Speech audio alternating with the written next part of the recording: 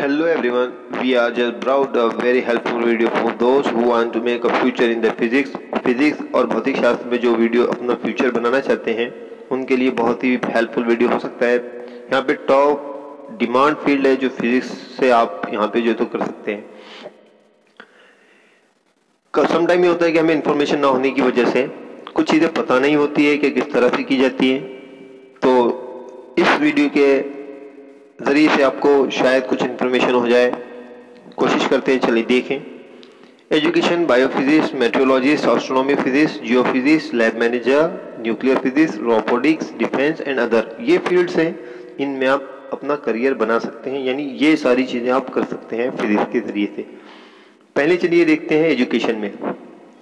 Education में आप professor बन सकते हैं, लेक्चरर और टीचर। ये जो फील्ड है, इस फील्ड में आप अपना करियर क्रिएट कर सकते हैं। अगर आप फिजिक्स से इंटरेस्ट रखते हैं तो आपको इसके लिए क्या करना होता है, ग्रेजुएशन होता है। पहले आपको 12 ग्रेजुएशन और साथ ही साथ पोस्ट ग्रेजुएशन, उसके बाद में आपको पीएचडी या फिर बीएड, एमएड, इस तरीके की एजुकेशन हासिल करनी होती है। नेक्स्ट है बायोफिजिस्ट। बायोफिजिस्ट किस तरह से बनेंगे, इसी तरह से हम आगे इस कंटिन्यू वीडियो में बताएंगे।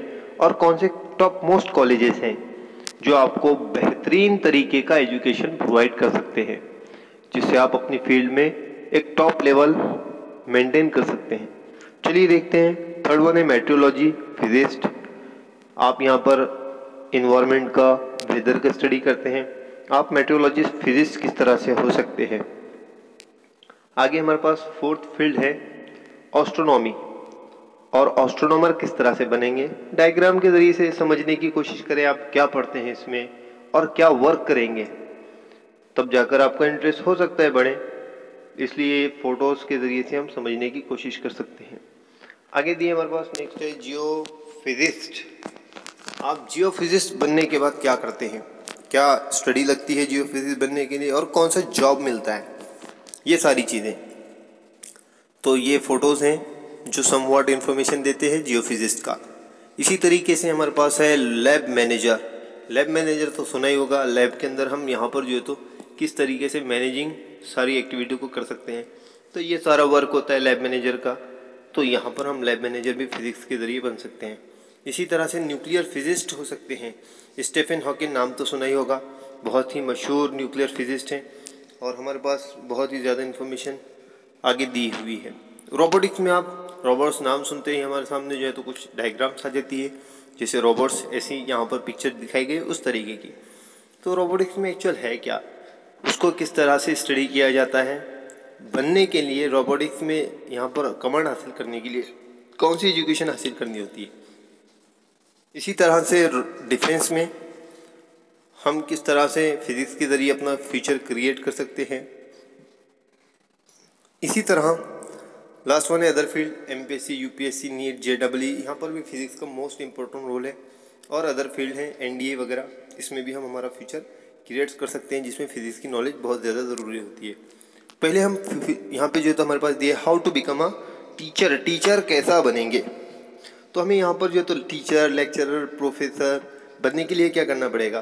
तो सबसे पहले हमें फिजिक्स के अंदर में 10+2 यानी 12 पास करना होता है। उसके बाद में ग्रेजुएशन हमारे पास बीएससी, बीटेक और बीई है। इसके बाद हमें एमएससी यानी पोस्ट ग्रेजुएशन करना होता है, एमएससी, एमटेक करना होता है फिजिक्स में। उसके बाद हम पीएचडी स्पेशलाइजेशन सब्जेक्ट के साथ और बीई एमई कर सकते हैं, या फिर बीएड करके एमएससी के बाद में हम यहाँ पर जो लेक्चरशिप के लिए भी अप्लाई कर सकते हैं। हमारे पास दिए हैं कुछ कॉलेजेस। ऐसे तो आप यहाँ पर जो है तो बीएससी, एमएससी यानी ग्रेजुएशन, पोस्ट ग्रेजुएशन किसी भी रिकॉग्नाइज यूनिवर्सिटी से कर सकते हैं। यहाँ पे टॉप 5 कॉलेजेस और यूनिवर्सिटीज़ हैं जो ये इन्फॉर्मेशन प्रोवाइड करते हैं, जैसे कि university of Delhi, IIT of Mumbai, IIT Kanpur, Savitribai Phule Pune university और जेएनयू यानी Jawaharlal Nehru university. Next field है हमारे पास हाउ टू बिकम बायोफिजिस्ट। एक्चुअली बायोफिजिस्ट होता क्या है और इसमें करना क्या होता है, तो हमें सबसे पहले 10+2 यानी 12 हमारा बैकग्राउंड फिजिक्स, केमिस्ट्री, मैथ्स के अंदर अच्छा स्ट्रॉन्ग होना चाहिए। उसके बाद में हमारे लिए ज़रूरी होता है कि हम यहाँ पर ग्रेजुएशन करें, और यहाँ पर ग्रेजुएशन के बाद में यहाँ पर जो है तो कुछ हमें पोस्ट ग्रेजुएशन करना होता है। तो ग्रेजुएशन के लिए कुछ कॉलेजेस ऐसे हैं जो एंट्रेंस एग्ज़ाम लेते हैं, उसके बाद कुछ कॉलेजेस है डायरेक्ट एडमिशन लेते हैं, और कुछ कॉलेजेस पीजी के लिए भी एंट्रेंस एग्ज़ाम लेते हैं, और कुछ कॉलेजेस ऐसे हैं जो डायरेक्ट एडमिशन लेते हैं। तो यहाँ पर देखते हैं हमारे पास कुछ कॉलेजेस हैं जो डायरेक्ट एग्ज़ाम और इंटरनल एग्ज़ाम के थ्रू यहाँ पर जो तो बायोफिजिक्स सब्जेक्ट्स हमारे को प्रोवाइड करते हैं और हम उस बेस पर बायोफिजिक्स बन सकते हैं। तो यहाँ पर कुछ कॉलेजेस हैं जैसे कि Punjab university Chandigarh top most college है, university of Delhi, national institute of mental health and neuro science और एम्स दिल्ली, ये सारे हैं। अब इसमें जॉब कौन कौन सी हासिल हो सकती है, तो यहाँ पर देखिए डायग्राम में हम यहाँ पर बायोफिजिक्स फॉरेंसिक में वर्क कर सकते हैं, रिसर्च मेडिकल में साइंटिस्ट, न्यूट्रिशनल क्लिनिकल बायोफिजिक्स हो सकते हैं, और साथ ही अप्लाइड बायोफिजिक्स। तो ये जॉब एरिया है जहाँ पर हम वर्क करेंगे आफ्टर हमारा बायोफिजिक्स बीएससी एमएससी या ग्रेजुएशन पोस्ट ग्रेजुएशन और डॉक्टरेट डिग्री कंप्लीट करने के बाद। नेक्स्ट है how to become a मेटेरियोलॉजिस्ट।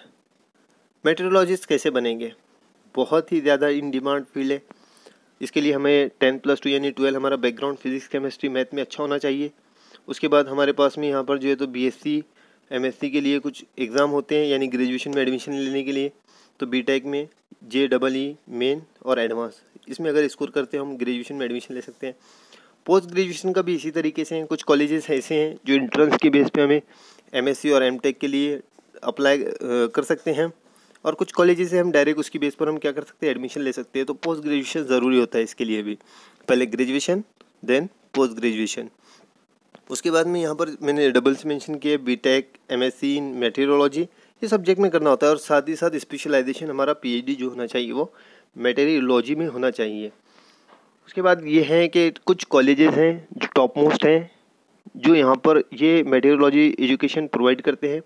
Bhopal university है, लोयाल कॉलेज चेन्नई है, Tata institute of fundamental research Mumbai है, Indian institute of science education and research Pune है, तेजपुर यूनिवर्सिटी है। तो ये टॉप मोस्ट कॉलेज है, और भी बहुत सारे हो सकते हैं, लेकिन ये टॉप मोस्ट कॉलेज है जहाँ पर मेटेरियोलॉजी स्टडी की जाती है।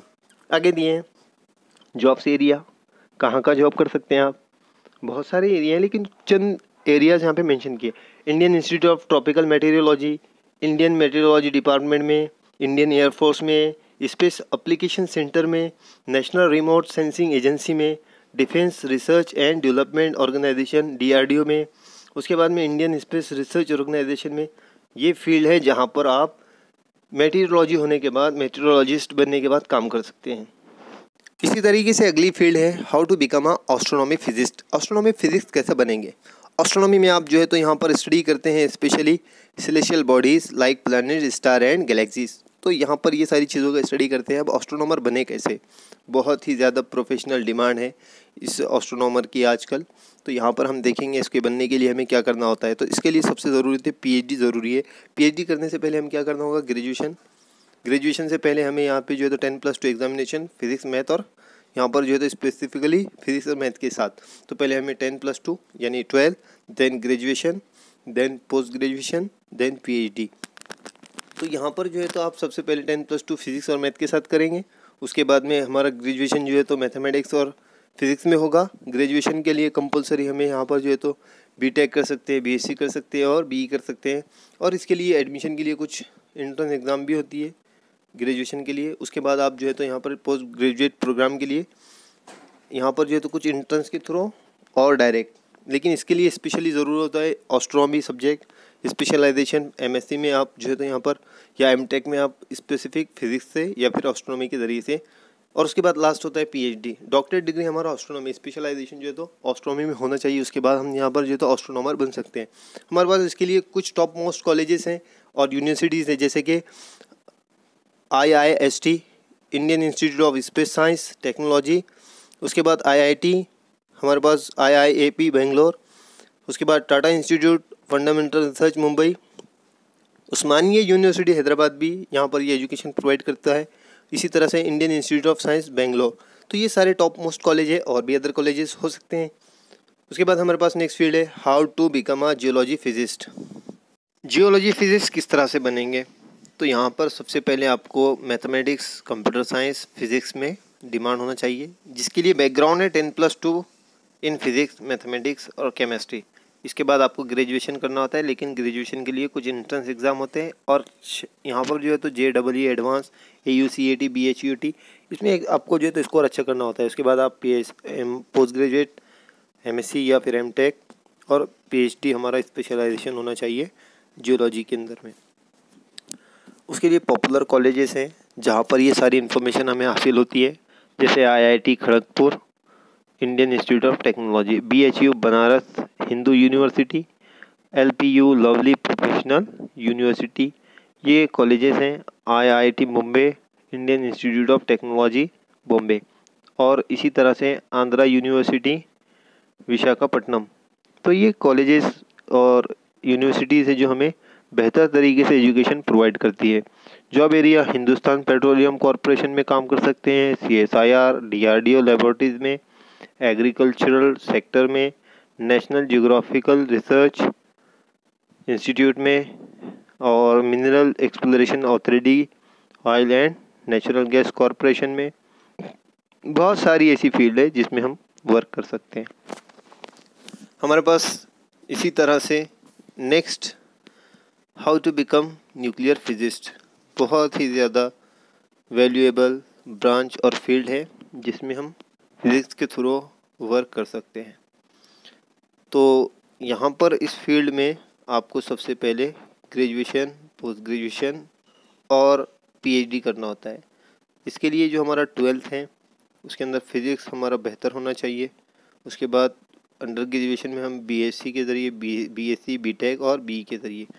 उसके बाद हमें जो है तो पोस्ट ग्रेजुएशन करना होता है न्यूक्लियर फिज़िक्स में, और अदर सब्जेक्ट हैं जो एडिशनल होते हैं, जैसे कि molecular physics, space physics, solid state physics, electronics and theoretical physics.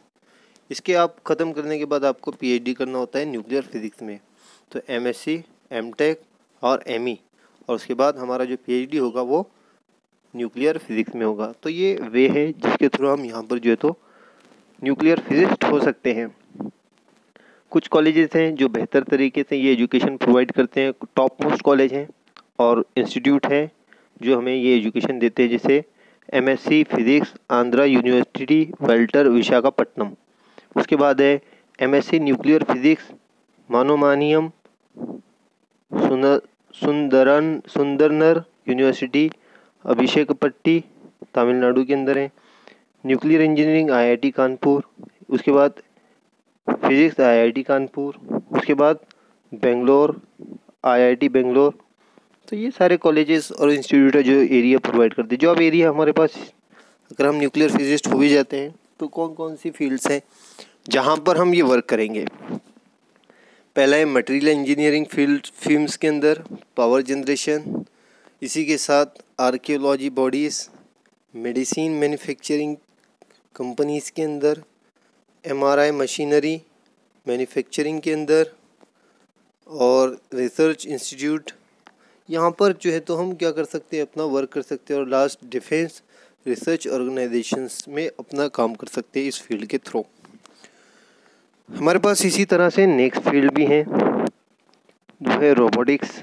Robotics में कैसे हमारा फ्यूचर क्रिएट करेंगे हम, तो रोबोटिक्स जो है तो ये ब्रांच है इंजीनियरिंग की जिसमें हम रोबोट्स बनाने का काम करते हैं। इसके लिए हमें 10+12 जो है तो हमारा फिज़िक्स मैथ स्ट्रीम से होना चाहिए, और JEE एडवांस में हमारा स्कोर बेहतर होना चाहिए। उसके बाद हम यहाँ पर जो है तो ग्रेजुएशन के लिए BTech, BE इलेक्ट्रॉनिक मैकेनिकल से, इलेक्ट्रिकल कंप्यूटर साइंस और इंजीनियरिंग से, इंस्ट्रूमेंटेशन से इंजीनियरिंग हमारा जो है तो इलेक्ट्रॉनिक से हो, ये सारी कंडीशंस हैं उसके लिए। उसके बाद हम MTech इन रोबोटिक्स या फिर मेटा, यहाँ पे जो है तो MTech रोबोटिक्स में करेंगे या फिर मेकाट्रॉनिक्स से, और स्पेशलाइजेशन हमारा जो है तो PhD जो हो तो वो सिर्फ स्पेशल रोबोटिक्स में होना चाहिए। तो ये क्राइटेरिया है, पहले graduation, then post graduation, then PhD in special robotics. तो इस तरह से हम क्या करेंगे, रोबोटिक्स में हमारा फ्यूचर क्रिएट कर सकते हैं।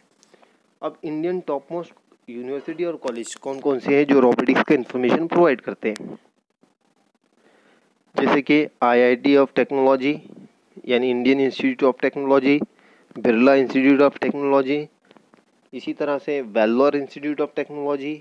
उसके बाद हमारे पास है SRM यूनिवर्सिटी चेन्नई, उसके बाद Mahatma Gandhi institute of technology Hyderabad, ये हैं कॉलेजेस इंस्टीट्यूट जो हमें ये एजुकेशन प्रोवाइड करते हैं। जॉब एरिया, कहाँ कहाँ जॉब एरिया है इसके देखेंगे।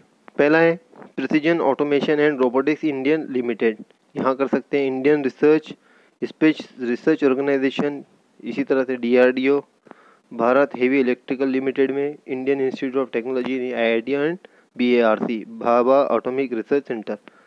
हमारे पास डिफेंस में भी हम समवॉट फिजिक्स के थ्रू जो है तो हमारा करियर क्रिएट कर सकते हैं, जैसे कि NDA exam, national defence academy.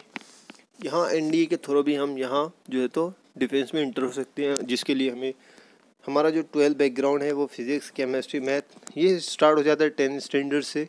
तो 10 स्टैंडर्ड में हमारे पास जो एजुकेशन है हमारा वो फिज़िक्स मैथ्स और केमिस्ट्री में होना चाहिए। उसके बाद में यहाँ पर स्पेशलाइजेशन होता है सब्जेक्ट के अंदर, और हम यहाँ पर जो है तो डिफेंस में हमारा वर्क कर सकते हैं फिज़िक्स के थ्रू। फिज़िक्स में यहाँ पर जो है तो स्पेसिफिक सब्जेक्ट सिलेक्शन किया जाता है, और अदर बहुत सारी फील्ड्स हैं। आप इसको स्पेशल सर्च करेंगे तो आपको पता चलेगा, क्योंकि इसका बहुत ज़्यादा डिटेल।